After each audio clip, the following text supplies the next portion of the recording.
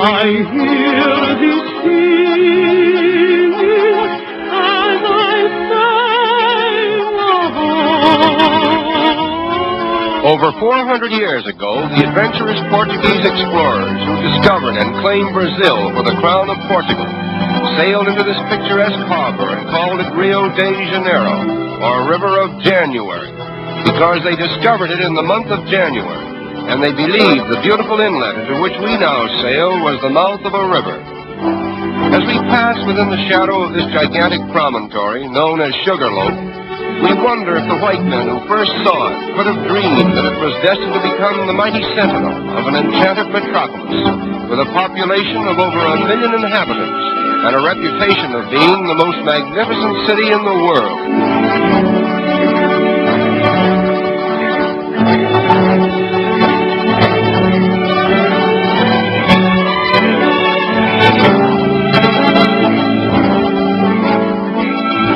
Passenger ships arriving at Rio today literally tie up at the foot of Main Street and immediately become a picturesque part of the skyline, as well as a convenient point of egress to the city itself.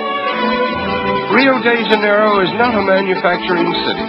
Therefore, there is a preponderance of foreign goods on sale in all the smart shops. Nevertheless, foreign influence has not changed the strong allegiance which the Brazilians have for their native continent.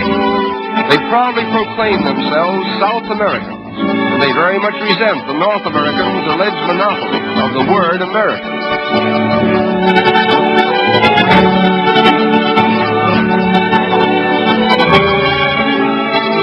The period from 1902 to 1906 witnessed the wonderful transformation from the old to the new Rio, a comprehensive project so boldly conceived and brilliantly executed that there is hardly a landmark of the old city to be seen in the metropolis today.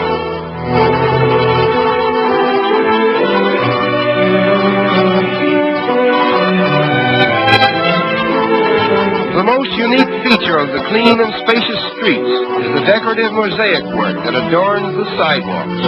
Almost every block has a pavement with patterns so individual in design that one could find his way about the city by becoming familiar with them.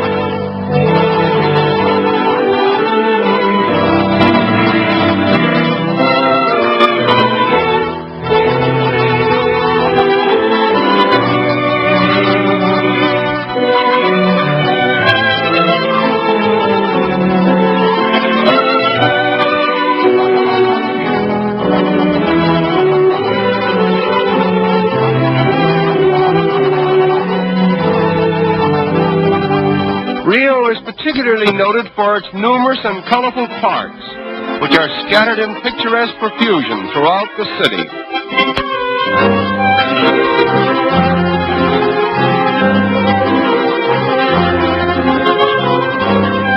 In 1808, the King of Portugal was forced by Napoleon to abandon his country and reestablish his throne in Brazil.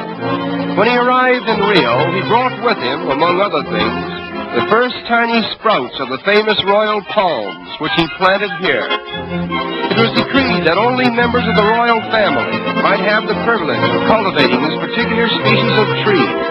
But time and nature have overruled the regal command, and the royal palms that were meant to be the exclusive property of Portuguese royalty are now the common heritage of all Brazil. The outstanding landmark of Rio is Sugarloaf Mountain, and from whatever angle one may view it, it forms a most impressive picture.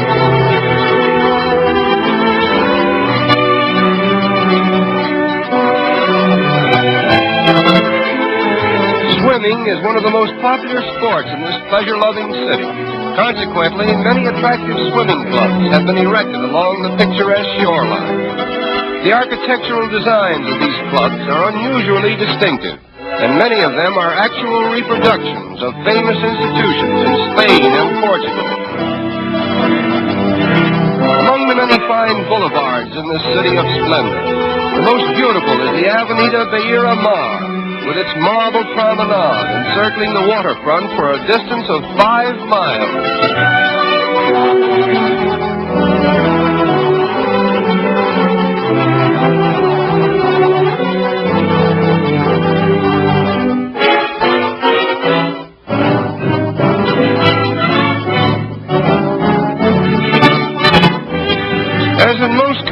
South America, the color of one's skin does not always determine one's social standing. As a matter of fact, the racial color line seems to be so thinly drawn that it has become a haven of toleration for all races. Nevertheless, the Portuguese language still prevails.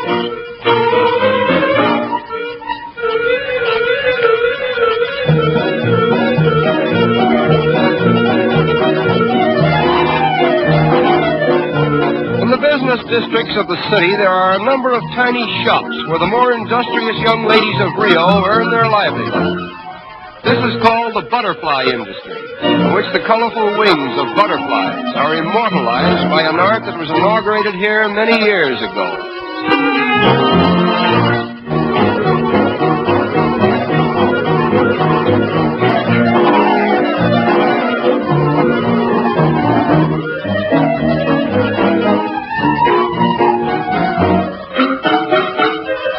The design is first painted on glass, and the delicate butterfly wings, which have been carefully assorted for their best colors, are cleverly worked into the design and held in place by adhesive tape.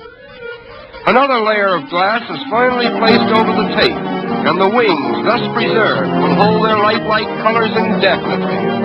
There are over 700 different species of butterflies in Brazil, and they are much larger and more colorful than those of North America and Europe.